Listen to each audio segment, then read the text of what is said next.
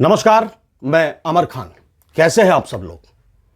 मुझे उम्मीद है कि आप भी अच्छे होंगे, आपका परिवार भी अच्छा होगा, सब स्वस्थ होंगे।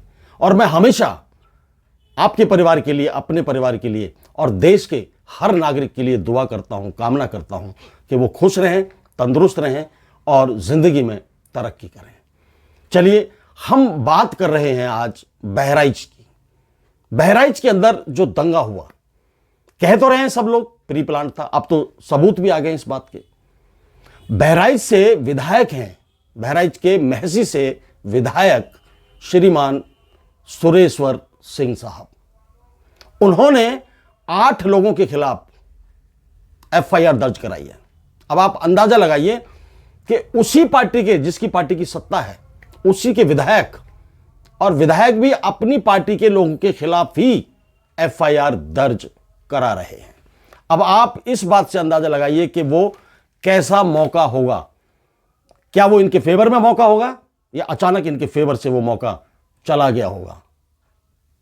इन्होंने जिन लोगों के खिलाफ एफआईआर दर्ज कराई है, मैं उनके नाम आपको बताता हूं। देखिए, इन्होंने सबसे पहले कराई अनुज सिंह रैकवार, शुभम मिश्रा, कुसुमेंद्र चौधरी, मनीष चंद्र शुक्ल, पुंडरीय पांडे, सुधांशु सिंह और भारतीय जनता युवा मोर्चा के नगर अध्यक्ष अर्पित श्रीवास्तव। इनके खिलाफ इन्होंने एफआईआर दर्ज कराई है। और एफआईआर में कहा है कि मेरी गाड़ी और डीएम की गाड़ी पर पथराव हुआ, हमें जान से मारने की कोशिश की गई, गाड़ियों को जलाने की कोशिश की गई। इसका मतलब मैं जहां तक समझ रहा हूं कि ये वहीं थे और देख रहे थे कि हां, बहराइच जल रहा है, कोई बात नहीं, जलने दो, मजा आ रहा है। लेकिन जब उस आग की लपटें, जलते हुए बहराइच की आग की लपटें जब इनकी तरफ आईं, तो ये घबरा गई कि कहीं ऐसा ना हो कि ये जलते हुए जो मकान है, जलते हुए जो लोग हैं, इनके साथ हम ना जल जाएं। इन्होंने फौरन एक्शन लिया और वहां से भाग खड़े हुए और इन्होंने चुनिंदा लोगों के खिलाफ, जिनको लगा इन पर शक है, उनके खिलाफ एफआईआर दर्ज करा दी। ये तो जग जाहिर है, ये तो खुल चुका है कि प्री प्लान्ड था दंगा, लोगों को जलाने की मंशा थी, लोगों को मारने की मंशा थी। हम कैसा समाज पैदा कर रहे हैं। हम अपनी सुरक्षा तो किए बैठे हैं, 3 लेयर्स सिक्योरिटी में चलते हैं हम, हमारे नेता 3 लेयर सिक्योरिटी में चलते हैं। कोई परिंदा उनका पर नहीं कर सकता, बांका नहीं कर सकता।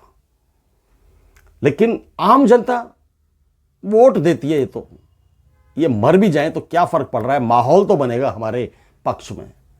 वही माहौल पक्ष में बनाते बनाते सुरेश्वर सिंह के विपक्ष में माहौल बनता दिखा, तो वो एक साथ एक्शन में आ गए और उन्होंने इनके खिलाफ एफआईआर दर्ज करा दी।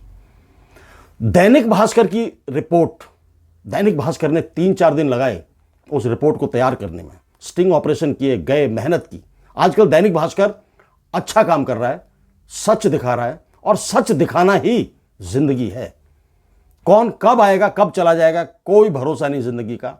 जितना आप लोगों के काम आ सकते हो, काम आइए, लोगों की मदद कर सकते हो, मदद करिए, और जितना सच्चाई के रास्ते पर चल सकते हो, सच्चाई के रास्ते पर चलिए।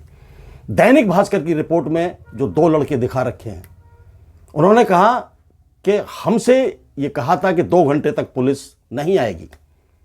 उन्होंने तैयारी की जलाने की, कुछ शोरूम उन्होंने जला दिए, गाड़ियां जला दी, नई नवेली गाड़ियां, दुकानें जला दी।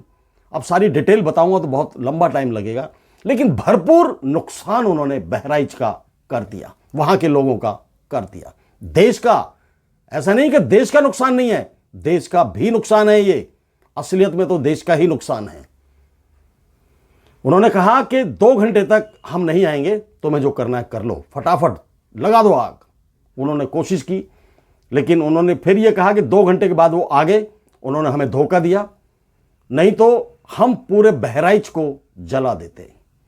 देखिए कितना घिनौना प्लान। हम प्लान करते हैं कि उस बच्चे को शिक्षा दी जानी चाहिए, उस बच्चे के स्वास्थ्य का ध्यान रखा जाना चाहिए, डेवलपमेंट होनी चाहिए, प्लान हमारे ऐसे होने चाहिए कि जिसमें रोजगार हमें मिलना चाहिए, महंगाई हमारी कम होनी चाहिए, देश तरक्की के रास्ते पर आगे बढ़ना चाहिए, दुनिया में हमारे देश का नाम रोशन होना चाहिए। लेकिन हम अपने ही शहरों को जला रहे हैं, अपने ही लोगों को मार रहे हैं, अपने ही घरों को बर्बाद कर रहे हैं। ये कौन सी दुनिया में जा रहे हैं?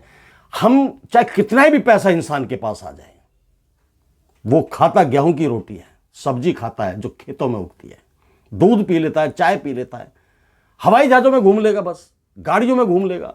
जिंदा रहने के लिए, उन गाड़ियों में बैठने के लिए जिंदा रहना जरूरी है, और जिंदा रहने के लिए खाना खाना जरूरी है, और खाना वही खा सकता है आदमी जितना उसकी लिमिट है। जितना एक गरीब की लिमिट है उतनी ही अमीर की लिमिट है। तो सुरेश्वर सिंह जी का मैं इस मामले को लेकर धन्यवाद करता हूं कि उन्होंने इतना बड़ा कदम उठाया और हिम्मत दिखाई, चाहे अपनी जान पे बनी तब दिखाई, लेकिन दिखाई। उन्होंने सरेआम कहा कि ये लोग दंगा फैला रहे थे, जला रहे थे घरों को, और इनमें ये शामिल थे। उन्होंने इस चीज में कदम बढ़ाया, हौसला दिखाया, हिम्मत दिखाई। मैं इस बात के लिए उनका समर्थन करता हूं। अब जानते हैं कि सुरेश्वर सिंह जी कौन है। सुरेश्वर सिंह जी का जो जन्म हुआ वो हुआ, इनका जन्म मैं आपको बताता हूं, 12 जून 1962 को बहराइच के सिसैया गांव में हुआ। इनके पिताश्री 2 बार के विधायक रहे हैं, वो भी सुखद राज सिंह। पिताश्री का नाम है सुखद राज सिंह। माताश्री का नाम है नीलिमा सिंह, वो भी 2 बार की विधायक रही हैं।